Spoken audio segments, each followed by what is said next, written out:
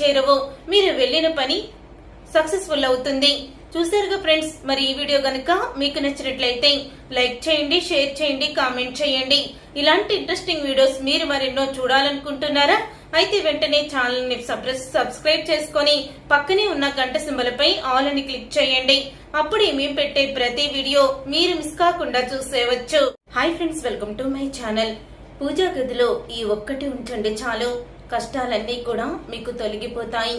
చాలా మంది అనేక రకాలైన మంగళకరమైన వస్తువులను పూజా మందిరంలో ఉంచుతూ ఉంటారు. కానీ ఈ ఒక్క వస్తువు కనుక పూజా మందిరంలో ఉంచినట్లయితే మీకు ప్రతి పనిలో కూడా సక్సెస్ ఎదురవుతూ ఉంటుంది. పీచు ఉన్న కొబ్బరికాయని మీరు కనుక పూజా మందిరంలో ఉంచి దానికి ప్రతిరోజు కూడా ధూపాన్ని చూపిస్తూ ఉన్నట్లయితే పీచు ఉన్న కొబ్బరికాయ మీ ఇంట్లో ఉన్న ఒక నెగటివ్ ఎనర్జీని బయటికి తరిమేస్తుంది. మీరు అనుకున్న పనులు జరగకపోయినా, ఆర్థికంగా మీకు సమస్యలు ఎదురవుతూ ఉన్నా, శత్రు బాధలు, ఇలా ఏ సమస్య అయినా సరే ఈ యొక్క పరిహారం మీకు ఎంతో అద్భుతంగా పనిచేస్తూ ఉంటుంది. అలాగే లక్ష్మీదేవికి సంబంధించిన చాలా రకాలైన మంగళకరమైన వస్తువులను కూడా దేవుని మందిరంలో పెడుతూ ఉంటారు. అందులోనూది ఈ పీచు ఉన్న కొబ్బరికాయ. పీచు ఉన్న కొబ్బరికాయ అనేది చాలా పవిత్రమైనది, ఎంతో శక్తివంతమైనది.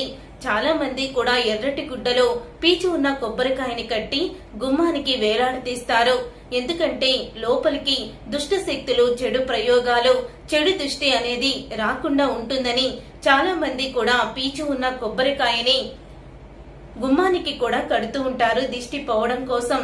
కానీ దేవునికి నైవేద్యంగా అంటే కొబ్బరికాయ కొట్టేటప్పుడు కొబ్బరికాయకి ముచుకు ఉండాలి, కానీ పీచు మాత్రం అస్సలు కూడా ఉండకూడదు. పీచు ఉన్న కొబ్బరికాయని దేవునికి కొట్టకూడదు. పీచు మొత్తం తీసేసి అప్పుడే కొబ్బరికాయని కొట్టాలి తప్ప పీచు ఉన్న కొబ్బరికాయని కొట్టకూడదు. పీచు అనేది కొద్దిగా ఉంటే, ముచుకులాగా ఉంటే సరిపోతుంది. చూసారుగా ఫ్రెండ్స్, దేవుని మందిరంలో ఏం పెట్టుకుంటే అదృష్టం కలిసి వస్తుందో తెలుసుకున్నారు కదా.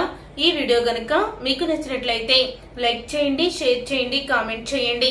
ఇలాంటి ఇంట్రెస్టింగ్ వీడియోస్ మీరు మరెన్నో చూడాలనుకుంటే ఛానల్ ని సబ్స్క్రైబ్ చేసుకొని పక్కనే ఉన్న గంట సింబల్ పై ఆల్ అని క్లిక్ చేయండి. Friends, welcome to my channel. Lakshmidevi అనుగ్రహం కోసం తప్పకుండా మీరు ఈ పరిహారం చేయండి, అది కూడా కొబ్బరికాయతో. చాలా మంది ఏదైనా శుభకార్యాల్లో ముందుగా గుర్తుకొచ్చేది, నైవేద్యంగా సమర్పించేది కొబ్బరికాయ. కొబ్బరికాయ లేనిది ఏ పూజైనా, ఏ యజ్ఞమైనా ఏది కూడా పూర్తవదు. అందులోనూ వ్రతాలకు కూడా ప్రత్యేకంగా కొబ్బరికాయని కొడుతూ ఉంటారు. కానీ ఇప్పుడు లక్ష్మీదేవికి సమర్పించే కొబ్బరికాయని కొట్టకండి. లక్ష్మీదేవికి సమర్పించేటప్పుడు శుభ్రంగా కొబ్బరికాయని కడిగి దాని నిండా పసుపు రాసి కుంకుమతో స్వస్తికి వేయండి. వేసిన తర్వాత కొబ్బరికాయని అమ్మవారి చిత్రపటం ముందు ఉంచి కనకధార స్తోత్రం కానీ, లేకపోతే మీకు అష్టలక్ష్మి స్తోత్రం వచ్చినట్లయితే అష్టలక్ష్మి స్తోత్రం, లలిత సహస్రనామ స్తోత్రం, ఇలా స్తోత్రాలు పఠించండి. పఠించిన తర్వాత ఏదైనా తీపి పదార్థాన్ని అమ్మవారికి నైవేద్యంగా సమర్పించండి. సమర్పించిన తర్వాత ధూపదీప నైవేద్యాలు, హారతి అన్ని పూర్తయ్యాక దీపం కొండెక్కిన తర్వాత ఒక ఎర్రటి క్లాత్ ను తీసుకొని దానిలో కొంచెం పసుపు, కుంకుమ, అలాగే అక్షింతలు, గంధం, పచ్చకర్పూరానికి లక్ష్మీదేవి ఆకర్షితులవుతుంది. ఎందుకంటే పచ్చకర్పూర సువాసన అంటే అమ్మవారికి అంత ప్రీతికరం. కాబట్టి అమ్మవారికి ఎంతో ప్రీతికరమైన పచ్చకర్పూరాన్ని కూడా క్లాత్ లో వేయండి. పూజ దగ్గర అమ్మవారికి సమర్పించిన కొబ్బరికాయని అప్పుడు ఆ క్లాత్ లో కట్టి గుమ్మానికైనా సరే కట్టుకోండి, లేకపోతే డబ్బులు దాచుకున్న బీరువాలో కూడా ఆ కొబ్బరికాయని ఉంచుకోండి. నెల రోజులు ఇలాగా ఆ కొబ్బరికాయని అలాగే ఉంచేయండి. తరువాత దాన్ని ఏదైనా పారే నీటిలో కలిపేయండి. ఇలా చేస్తే లక్ష్మీదేవి ఆశీస్సులు మీకు సమృద్ధిగా ఉంటాయి. సంపద మీ ఇంట్లో పెరుగుతుంది. అనేక అప్పుల బాధ నుంచి మీరు బయటపడతారు. చూసారుగా ఫ్రెండ్స్, ఈ వీడియో గనుక మీకు నచ్చినట్లయితే లైక్ చేయండి, షేర్ చేయండి, కామెంట్ చేయండి. ఇలాంటి ఇంట్రెస్టింగ్ వీడియోస్ మీరు మరెన్నో చూడాలనుకుంటున్నారా? అయితే ఇంకెందుకు ఆలస్యం, వెంటనే ఛానల్ ని సబ్స్క్రైబ్ చేసుకొని పక్కనే ఉన్న గంట సింబల్ పై ఆల్ అని క్లిక్ చేయండి. అప్పుడు మేము పెట్టే ప్రతి వీడియో మీరు మిస్ కాకుండా చూసేయవచ్చు.